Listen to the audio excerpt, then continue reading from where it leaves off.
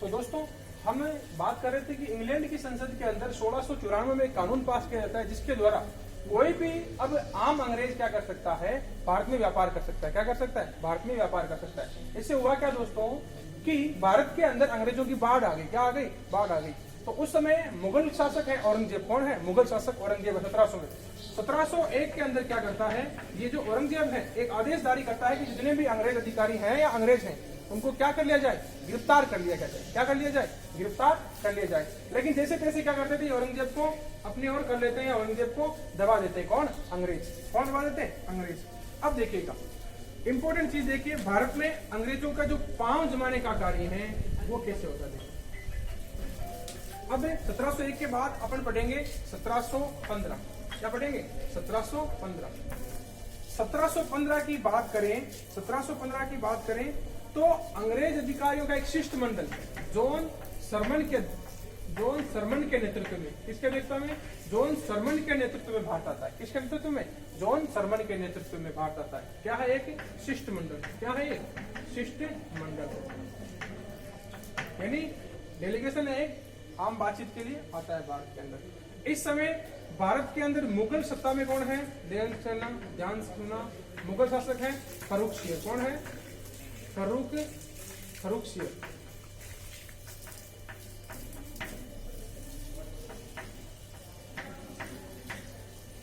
सही नहीं लिख पा रहे यहाँ, फर्रुख। मुगल सत्ता में फर्रुख शेर। कौन है? फर्रुख शेर। 1715 में ये भारत आते हैं। ध्यान से सुनना, इनके साथ क्या होता है, जॉन सरमन के साथ एक चिकित्सक भी आता है जिसका नाम है हैमिल्टन। क्या है? हैमिल्टन। क्या नाम है? हैमिल्टन। नाम क्या है इसका? हैमिल्टन। ये भी आता है। उस समय क्या होता है कि जो फर्रुख शेर है एक असाध्य रोग से ग्रसित है। किससे ग्रसित है? असाध्य रोग से ग्रसित है। किससे ग्रसित है? असाध्य रोग से। तो ये यहाँ पर आते हैं तो पता चलता है कि फर्रुख शेर को पता चलता है कि उनके साथ एक चिकित्सक भी आए। कौन आए हैं? चिकित्सक, जिसका नाम क्या है? हैमिल्टन है। इससे क्या होता है कि फर्रुख शेर अपना इलाज इनसे करवाता है। किनसे? हैमिल्टन से। जो भारतीय वैद्य है या भारतीय डॉक्टर है इनका इलाज नहीं कर पाते। हैमिल्टन एक शल्य चिकित्सक है। कैसा चिकित्सक है? शल्य, यानी जो ऑपरेशन वगैरह जानता हो, ये इसकी चिकित्सा करता है।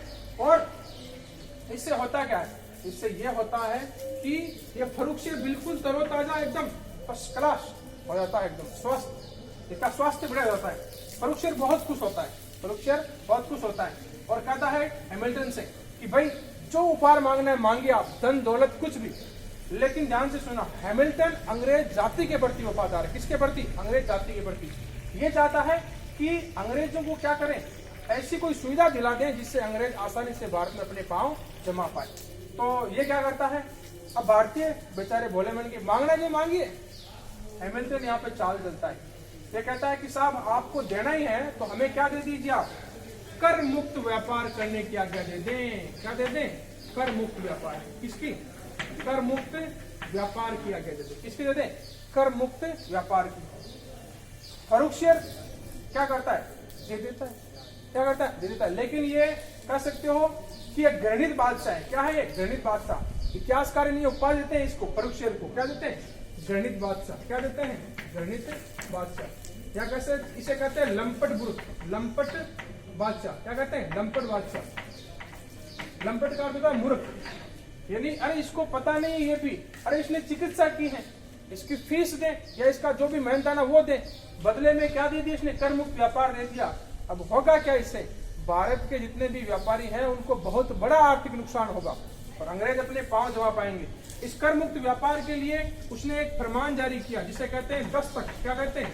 दस्तक, शाही पत्थर। ये दस्तक इसने प्रदान कर दी, जिससे क्या हुआ कि अंग्रेज आसानी से भारत में बिना कर चुकाए क्या कर सकते हैं? व्यापार कर सकते हैं। अब भारतीयों को टैक्स देना पड़ रहा है, कर देना पड़ रहा है, लेकिन अंग्रेजों को कर नहीं देना पड़ रहा। इससे भारतीय जो उद्योग धंधे थे वो धीरे धीरे खराब होने लगे।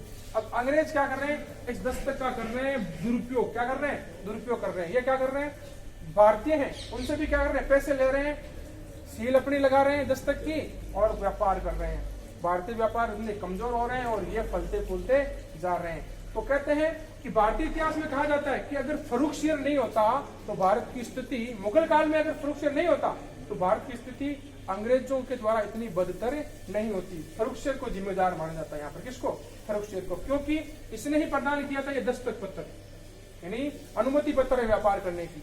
ठीक है, फर्रुखसियर के बाद में हम अगला काल पढ़ेंगे। फर्रुखसियर के बाद में बीच के अंदर कई प्रकार की छोटी मोटी घटनाएं होती हैं, लेकिन उसके बाद में अंग्रेज प्रवेश कर पाते हैं भारत में, और भारत में सबसे ज्यादा ये क्या करते हैं? बंगाल में आते हैं। कहाँ आते हैं? बंगाल में। क्यों आते हैं? कि धन धान्य से, संसाधनों से भरपूर उस समय है, तो वो कौन है? बंगाल है। कौन है? बंगाल है। अब देखिएगा, बंगाल का जो नवाब है, बंगाल में क्या होते थे? नवाब होते थे। क्या होते थे? नवाब। क्या हो रहे? नवाब। बंगाल के अंदर नवाब है, और बंगाल के अंदर 1740 में एक नवाब है जिसका नाम है अलीवर्दी खां। क्या नाम है? अलीवर्दी खां। अलीवर्दी खां ये क्या करता है कि अंग्रेजों को रोकने की कोशिश करता है, लेकिन ये विफल हो जाता है। क्या हो जाता है? विफल हो जाता है। अलीवर्दी खां इतना नहीं प्रभाव डाल पाता। कहते हैं अलीवर्दी खां के 3 पुत्रियां थी। कितनी पुत्रियां थी? 3 पुत्रियां थी। कितनी पुत्रियां थी? 3 पुत्रियों के अंदर एक ही नाम मिलता है, सिर्फ एक का ही, घसीटी बेगम का। किसका मिलता है? घसीटी बेगम का। किसका नाम मिलता है? घसीटी बेगम का। अब 1756 में इसकी हो जाती है मृत्यु। किसकी? अलीवर्दी खां की हो गई मृत्यु। हो गई। क्या हो गई? मृत्यु हो गई। अब कहते हैं कि अलीवर्दी खां के कोई संतान नहीं थी। क्या नहीं थी? संतान नहीं थी। संतान नहीं होने से क्या हुआ कि अब ये अपने एक, कह सकते हो, दोहिता, अपने क्या कहते हैं इसे? दोहिता। क्या कहते हैं? दोहिता। अपने दोहिता जिसका नाम है सिराजुद्दौला। क्या नाम है? सिराजुद्दौला। ये नवाब बनेगा बंगाल का। कौन? सिराजुद्दौला। कब? 1756 में मृत्यु होती। कौन बन जाएगा? सिराजुद्दौला। लेकिन सिराजुद्दौला के लिए भी ये नवाब का ताज है, कांटों से भरा हुआ है। कैसे भरा हुआ है? कांटों से। कैसे? इसको अपने गृह नियंत्रण, गृह युद्ध के, कह सकते हो, कई दंश झेलने पड़ेंगे। क्या झेलने पड़ेंगे? गृह दंश के कई दंश झेलने पड़ेंगे। कैसे कैसे? देखो बताता हूं मैं आपको। 1756 में ये शासक बनता है, तो उस समय क्या है कि इसकी मौसी, जिसका नाम मैंने बताया अभी, घसीटी बेगम। क्या नाम है? घसीटी बेगम। ये भी क्या चाह रही है कि मैं क्या करूं? नवाब का जो कार्य संचालित करूं। दूसरा इसके अंदर एक सेनापति है जिसका नाम है मीर जाफर। क्या नाम है? मीर जाफर। क्या नाम है? मीर जाफर। दूसरा ये भी क्या चाह रहा है कि नवाब की जगह मैं आऊं। कौन आऊं? मैं आऊं। और तीसरा इसको झेलना पड़ेगा। किसका? तीसरा जिसको झेलना पड़ेगा, एक प्रदेश है पूर्णिया। प्रदेश कौन सा है?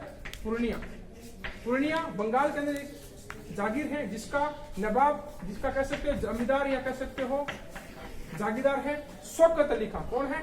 शौकत अली खां। ये भी क्या चाहता है? ये भी चाहता है कि मैं सत्ता में आऊं। तो 3 इंपॉर्टेंट कारण थे, ये इंपॉर्टेंट है। तो यह क्या करता है? घसीटी बेगम को तो क्या करता है? देशद्रोह के आरोप में। किसमें? देशद्रोह के आरोप में। देशद्रोह के आरोप में कहां डाल देता है? जेल में डाल देता है।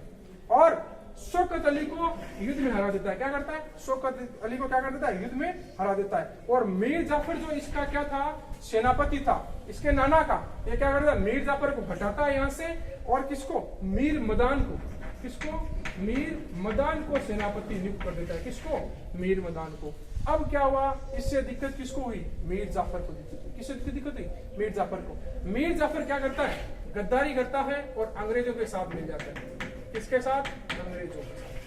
अंग्रेजों के साथ मिल जाता है। और भारतीय इतिहास में कहा जाता है कि आधुनिक भारत के अंदर अगर पहला कोई देशद्रोही था तो ये मीर जाफरी था। कौन था?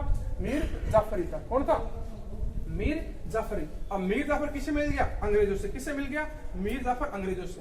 अब ये क्या कर रहा है कि अंग्रेजी सरकार है, ये क्या कर देती है कि जो नवाब है, नवाब के जो शाही, कह सकते हो, सम्मान के अंदर कई प्रकार के आयोजन करती थी। लेकिन जब बंगाल का नवाब सिराजुद्दौला बनता है तब किसी प्रकार का आयोजन नहीं किया जाता। क्या नहीं किया जाता? किसी प्रकार का आयोजन नहीं किया जाता। इससे होगा क्या? इससे क्या होगा कि नवाब चिढ़ेगा। दूसरा, अंग्रेजों का बसाया हुआ एक बाजार है जिसका नाम है कासिम बाजार। क्या नाम है? कासिम बाजार। ध्यान से सुनना, कासिम बाजार। कासिम बाजार नवाब देखना चाह रहा है। नवाब है कौन? उसमें ध्यान रखना, सिराजुद्दौला। नवाब है कौन? सिराजुद्दौला। सिराजुद्दौला चाह रहा है कि मैं क्या देखूं? कासिम बाजार देख लूं। क्या देख लूं? कासिम बाजार। लेकिन इसको देखने नहीं दिया जाता, अंग्रेज प्रवेश नहीं देते हैं।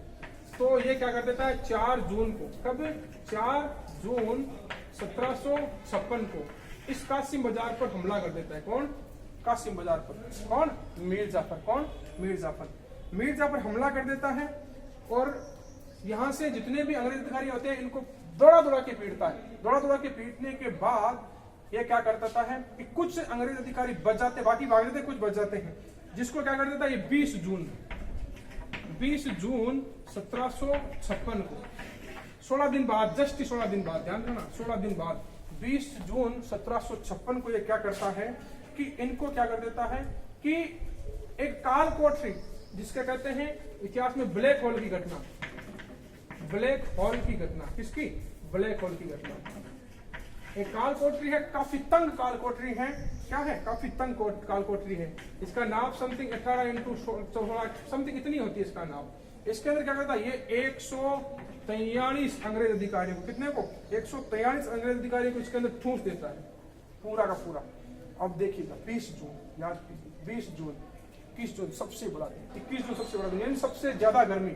इतनी गर्मी होती है कि क्या होता है कि इसके अंदर 123 तो मर जाते हैं। कितने? 123 तो मर जाते हैं और बाकी जो बचते हैं, अब बाकी जो बचते हैं वो क्या करते हैं कि आपके जिसका नाम है एक, जिसका नाम आएगा आपके, बाकी जो बचते हैं वो किसके पास पहुंचते हैं? उस समय कह सकते हो कि जो अंग्रेजों का गवर्नर था वो कौन था? Lord Clive. कौन था? Lord Clive. जो बाकी बचते हैं 23-24 ये किसके पास पहुंचते हैं? क्लाइव के पास पहुंचते हैं। किसके पास पहुंचते हैं? क्लाइव के पास। किसके पास पहुंची? क्लाइव के पास। अब क्लाइव के पास जाकर ये पीड़ा रोते हैं अपनी, तो क्लाइव को गुस्सा आता है। क्या आता है? क्लाइव को गुस्सा आता है। क्लाइव को गुस्सा आता है तो क्लाइव क्या करता है? सिराजुद्दौला के पास जाता है। किसके पास जाता है? सिराजुद्दौला के पास। किसके पास जाता है? सिराजुद्दौला के पास। सिराजुद्दौला के पास जाता है और सिराजुद्दौला से क्या कहता है कि भाई आप ऐसा क्यों कर रहे हैं, ऐसा किस कारण से कर रहे हैं? तो दोनों के बीच संधि होती है जिसे कहते हैं अलीपुर की संधि। किसी? कौन संधि? अलीपुर की संधि। ये इनकी भी संधि होती है, लेकिन थोड़े दिनों बाद ही वापस सिराजुद्दौला इस संधि को तोड़ देता है। क्या कर देता है? तोड़ देता है। अब तोड़ने के कारण क्या होगा? युद्ध होगा। क्या होगा? युद्ध होगा। कौन सा युद्ध? प्लासी का युद्ध। कौन सा युद्ध? प्लासी का युद्ध। कौन सा युद्ध होगा? प्लासी का युद्ध। अब प्लासी का युद्ध शुरू हो जाता है 1757 में। कब हो जाता है? 1757 में। कब शुरू हो जाता है? 1757 में। प्लासी का युद्ध। प्लासी कहाँ है? प्लासी एक जिला है नादिया, वहां पर स्थान है बंगाल के अंदर। प्लासी क्यों कहा गया? यहाँ पर पलास के पेड़ है। किसके पेड़ है? पलास के पेड़ ज्यादा होने के कारण इस स्थान को क्या कहा? प्लासी। प्लासी के अंदर सिराजुद्दौला आता है इस साइड से, तो कौन आता है? सिराजुद्दौला। और इस साइड से कौन आता है? अंग्रेज अधिकारी है लॉर्ड क्लाइव। कौन है? Lord Clive. लॉर्ड क्लाइव और सिराजुद्दौला के मध्य, इन दोनों के मध्य युद्ध होता है। कौन सा? प्लासी का युद्ध। कौन सा युद्ध होता है? प्लासी का युद्ध। क्लाइव और इसके अंदर। अब इसके अंदर क्या होता है कि मीर जाफर है तो सिराजुद्दौला के साथ ही, कौन? मीर जाफर, लेकिन साथ ही रहता है अंग्रेजों का। ये युद्ध के बीच में सिराजुद्दौला को ये कहता है कि आप कहाँ चले जाइए? घर चले जाइए, मैं इन अंग्रेजों को देख लूंगा। क्या कर लूंगा? मैं इन अंग्रेजों को देख लूंगा। और जो ही सिराजुद्दौला घर जाता है तो कासिम का पुत्र है, इसका नाम है मीरन। क्या नाम है? मीरन। ये क्या कर देता है? सिराजुद्दौला की हत्या कर देता है जब ये वापस शाही कह सकते हो निवास में प्रवेश करता है, और इधर अंग्रेज हरा देते हैं। अब तय क्या हुआ था? मीर जाफर अंग्रेज से मिला हुआ था कि मीर जाफर को क्या कर दिया जाएगा? जाफर है ये। क्या है? जाफर। ये इसके अंदर इसको क्या कर देंगे? वापस नवाब बना देंगे। क्या बना देंगे? नवाब बना देंगे। अब नवाब ये बन गया। अब नवाब बनने के बाद क्या हुआ? क्लाइव के द्वारा नवाब बनाया गया। किसके द्वारा? क्लाइव के द्वारा। तो इतिहास में कहा जाता है कि लॉर्ड क्लाइव की कठपुतली था। क्या था? लॉर्ड क्लाइव की कठपुतली। क्या था? लॉर्ड क्लाइव की कठपुतली। अब मीर जाफर बन चुका है। कब बना है सर? 1757 से 1760 तक। कब तक? 1760 तक। 1757 से 1760 तक मीर जाफर बनता है। मीर जाफर बन गया। अब ये क्या करता है कि इस दौरान 3 साल का राज है इसका। 3 साल में अब क्या कर देता है कि ये 3 करोड़ रुपए क्लाइव को देता है। कितने रुपए? 3 करोड़ रुपए राजस्व। अब जाफर परेशान हो चुका है। जाफर क्या हो चुका है? परेशान हो चुका है। जाफर परेशान हो चुका है तो ये क्या करेगा? थोड़ा छटपटाने की कोशिश करेगा। क्या करेगा? छटपटाने की कोशिश करेगा। तो अंग्रेजों को पता चलता है, जो ही क्या करते हैं, मीर जाफर का कह सकते हो कि एक क्या कह सकते हो, जवाई या जवाई कह सकते हो इसको। मीर इसका जाफर का है मीर कासिम। कौन है? मीर कासिम। तो मीर कासिम होता है मीर जाफर के बाद। तो अंग्रेज जान जाते हैं मीर जाफर को कि ये गड़बड़ी कर रहा है, तो ये क्या कर देते हैं, इसको हटाते हैं और मीर कासिम को लेते हैं। किसको लेते हैं? मीर कासिम को लेते हैं। किसको लेते हैं? मीर कासिम को। तो मीर कासिम 1760 कब आता है? 1760 में आता है। और कब तक रहता है? 1763 तक। कब तक रहता है? 1763 तक। कब तक रहता है? 1763 तक। इसके द्वारा होता क्या कि मीर कासिम क्या था, इनको पता था कि अंग्रेज धूर्त है। मीर कासिम अच्छा कह सकते हो कि मुगल काल के अंदर अगर अलीवर्दी खां का अगर कोई योग्य शासक था तो यही था। अलीवर्दी खां का अगला योग्य कोई यही था, अलीवर्दी खां का।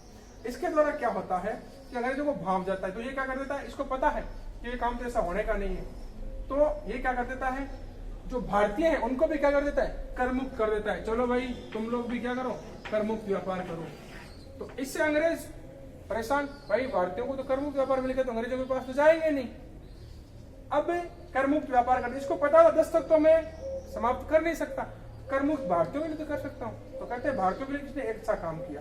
अंग्रेज परेशान हो गए, फिर अंग्रेज इसको भी हटाना चाह रहे हैं। क्या करना चाह रहे हैं, इसको भी हटाना चाह रहे हैं। तो यहाँ से क्या कर दिया अंग्रेजों ने, इसको हटा दिया। क्या कर दिया, अंग्रेजों को हटा दिया। 1763 में एक घटना को अंजाम देता है। पटना आपकी जो बिहार है, बिहार के अंदर 1000 अंग्रेज अधिकारियों को जिंदा जला देता है। कौन? ये, जिसके कारण इसको क्या कर देता है, हटा देता है। अब 1764 में फिर से 1764 में फिर से मीर जाफर को ले आते हैं अंग्रेज। किसको? मीर जाफर को, मीर कासिम को हटाकर। तो ये मीर जाफर है, मीर जो कासिम है, ये चला जाता है अवध। कहां चला जाता है? अवध। कहां चला जाता है? अवध के अंदर। कहां चला जाता है? अवध के अंदर। एक काम और बीच में ये करता है, ध्यान करना, अच्छा खासा काम करता है। ये क्या करता है, अपनी जो राजधानी है वो मुर्शिदाबाद से मुंगेर ले जाता है। कहां ले जाता है? मुंगेर। मुर्शिदाबाद से कहां जाता है? मुंगेर। कौन ले जाता है? मीर कासिम। क्यों? इसको पता था कि अंग्रेजों का प्रभाव मुर्शिदाबाद से ज्यादा हो सकता है, लेकिन इसको कहां ट्रांसफर करते हैं? मुंगेर में। कहां ट्रांसफर करते हैं? मुंगेर में। ये सारी चीजें होंगी मीर कासिम के द्वारा। 1764 में वापस कौन बनाता है? मीर जाफर। तो ये कहां पहुंच जाता है? अवध। कहां पहुंच जाता है? अवध। अब अवध 1764 में, अब अवध के अंदर क्या करता है कि अवध का नवाब, एक तो कौन होता है? अवध का नवाब। कौन होता है? अवध का नवाब सुजाउद्दौला है। कौन है? सुजाउद्दौला। अवध का नवाब है सुजाउद्दौला। अवध का नवाब है सुजाउद्दौला। और मुगल बादशाह है बहादुर शाह द्वितीय, बहादुर शाह जफर या बहादुर शाह द्वितीय, बहादुर शाह या शाह आलम द्वितीय भी नाम आता है इनका। क्या नाम आता है? शाह आलम द्वितीय। दोनों नाम आते हैं इसके, शाह आलम द्वितीय। ये है सुजाउद्दौला, बहादुर शाह द्वितीय। ये मुगल शासक, ये अवध का है। और एक शासक है कौन? खुद मीर कासिम। ये क्या करते हैं, एक संयुक्त गठबंधन करते हैं कि हम क्या करें, तीनों मिलकर क्या करें, अंग्रेजों को हराने की कोशिश करें। तो एक मीर कासिम मिलता है और दो ये मिलते हैं, तीनों 1764 में बक्सर। कहां पे? बक्सर। बक्सर यानी ये बिहार में है। बक्सर कहां है? बिहार में। यहाँ आते हैं, कहां आते हैं? बक्सर बिहार में। बक्सर बिहार में ये क्या कर देते हैं, अंग्रेजों को क्या कर देते हैं कि चुनौती देते हैं। अब अंग्रेजों की चुनौती देते हैं। अब उस समय गवर्नर जनरल कौन है अंग्रेजों का? गवर्नर जनरल है वेनसीटार्ट। कौन है? वेनसीटार्ट। क्या सर वेनसीटार्ट लड़ेगा? नहीं, वेनसीटार्ट खुद तो नहीं जाएगा। क्यों? वेनसीटार्ट क्या कहता है कि भाई नहीं, मेरे तो टार्ट पहले ही सफाई है, टार्ट पहले ही खराब है और भारतीय मारते बहुत बुरा है, मैं तो नहीं जाऊंगा। ये क्या करता है, अपने एक सेनापति हेक्टर मुनरो, किसको? हेक्टर मुनरो, इसको भेजता है। किसको? हेक्टर मुनरो को। किसको भेजता है? हेक्टर मुनरो को। मैं आपको जो समझा देता हूं, देखो इसको रब करता हूं।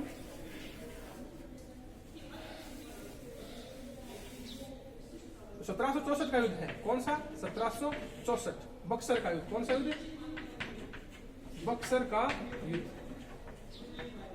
बक्सर का युद्ध। इसके अंदर होता क्या? 1764 में बक्सर के युद्ध के अंदर 3 संयुक्त मोर्चे बनते हैं। कैसे कैसे देखिए, इस साइड में तो आ रहे हैं, देखो आपके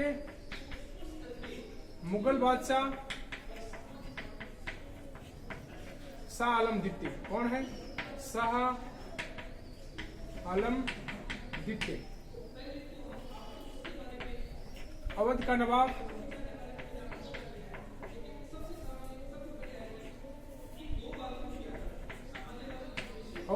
है सुजाउद्दौला। कौन है? सुजाउद्दौला। सिराजुद्दौला नहीं है, सुजाउद्दौला। ये अलग है, ध्यान करना, ये अलग है, ये अलग है। और एक होता है मीर कासिम। ये तीनों क्या करते हैं? एक संयुक्त मोर्चे गठन करते हैं। किसका गठन करते हैं? संयुक्त मोर्चे का। और मैंने बताया आपको 1764 के अंदर अंग्रेज गवर्नर कौन है? Wellesley tart. कौन है? Wellesley tart. ये कहता है नहीं भाई, मेरे तो टार्ट क्या है, पहले ही खाली है, और अंग्रेज भारतीय जो मारते बुरा है, मैं नहीं जाऊंगा। तो इसका एक सेनापति आता है, इसका नाम है हेक्टर मुनरो। क्या नाम है? Hector Munro. ये आता है, इनके बीच में युद्ध लड़ा जाता है। क्या लड़ा जाता है? युद्ध। कौन सा युद्ध? बक्सर का युद्ध। कौन सा युद्ध? बक्सर का युद्ध। इस युद्ध के द्वारा क्या होता है कि ये तीनों संयुक्त प्रयास करते हैं, लेकिन ये हार जाते हैं। क्या हार जाते हैं? हेक्टर मुनरो की सेना इन्हें क्या कर देती? हरा देती है। तो यहीं से पड़ाव शुरू होता है कि पहला तो 1717 में 3 गलतियां हुई, ये युद्ध हार गए ये लोग। अब देखो बता देता हूं आपको क्रम दोबारा से। 3 गलतियां जिसके द्वारा अंग्रेज अपने प्रभाव जमा पाए भारत में। कौन कौन सा? पहला, 1717 में दस्तक प्राप्त हुआ। क्या प्राप्त हुआ? दस्तक। किसने दिया था? फर्रुखसियर ने। किसने दिया था? किसने दिया था? फर्रुखसियर ने। फिर 1757 प्लासी का युद्ध। कौन सा युद्ध? प्लासी का युद्ध। कौन सा युद्ध? प्लासी का युद्ध। 1764 बक्सर का युद्ध। कौन सा युद्ध? बक्सर का युद्ध। ये कह सकते हो कि थोड़ा सा तो यहाँ पर इन्होंने पड़ाव रखा, यहाँ पर थोड़ी सी इन्होंने क्या करा? नींव डाली। और यहाँ तो नींव क्या इन्होंने? खंबे गाड़ दिए पूरे पूरे। क्या गाड़ दिए? खंबे गाड़ दिए। और कंप्लीटली भारत के अंदर कह सकते हो कि अंग्रेजी औपनिवेशिक की स्थापना हो जाती है। ठीक है, तो ये आपका था आधुनिक भारत के अंदर अंग्रेजों का प्रवेश। 1764 के बाद की स्थितियां अलग होगी। ठीक है, तो आपको ये वीडियो अच्छा लगे तो लाइक करें, शेयर करें, सब्सक्राइब करें। धन्यवाद।